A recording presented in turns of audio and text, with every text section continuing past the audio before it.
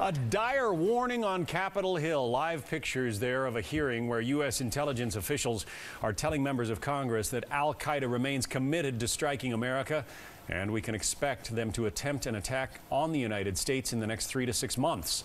Meantime, it appears the Christmas Day bomber is cooperating. The director of the FBI says he's talking, telling the FBI what he knows. Eric Stakelbeck is a correspondent and terrorism analyst for CBN News. Eric, what do we know about what he's saying?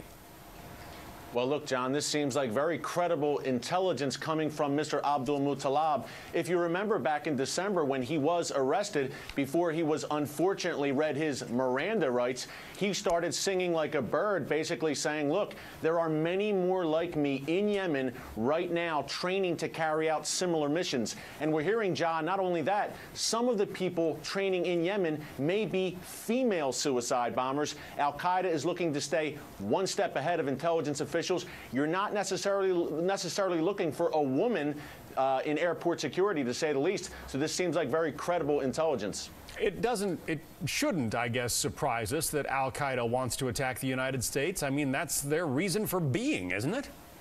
John, absolutely, and you make a good point. I just got back from London, which is a real terror hub, and I spoke to a former associate of Osama bin Laden. This is a guy who spoke with bin Laden and Zawahiri as recently as 2000, John, and he told me what really gets bin Laden's juices flowing is killing civilians, women, children, innocent American civilians. Nothing makes Osama bin Laden happier. This is a confidant, John, of bin Laden telling me this straight from the horse's mouth. I think a lot of people were a little bit skeptical. The administration has been under a lot of fire, taking a lot of heat for reading Abdul-Muttalib, the underwear bomber, the Christmas Day attempted bomber, reading him his Miranda rights and telling him that he had the right to remain silent.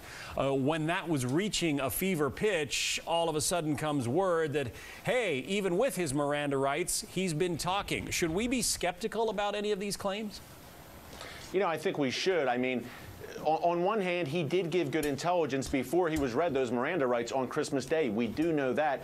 On the other hand, look, it's a bit of damage control from the Obama administration. There's been a series of foreign policy gaffes this year, the latest being the walk back now, apparently, on holding the Khalid Sheikh Mohammed trial in New York City. The administration may be walking this back as well, John. You know, it's interesting, while in London, something to keep in mind here, with this threat level increased, I spoke to another guy by the name of Saad al-Faqa. Now, this is a guy that the U.S. and the UN designated as a global terrorist in 2004. I had tea with him in his living room, John, if you can believe it. While I was leaving, I said, what's coming? What's next in this confrontation between the West and the Muslim world? He looked me right in the eye and he said, there are more attacks coming bigger than 2001, in his opinion. That's something to keep in mind. This is a guy who's plugged in to the whole al-Qaeda mindset, into that whole al-Qaeda cyber world. And the lone wolf terrorist is what has authorities in this country really concerned right now.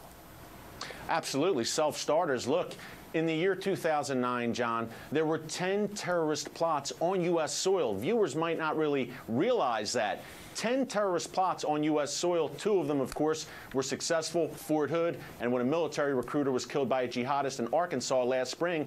And it's happening in some of the most unlikely places. I cover these cases coast to coast, John.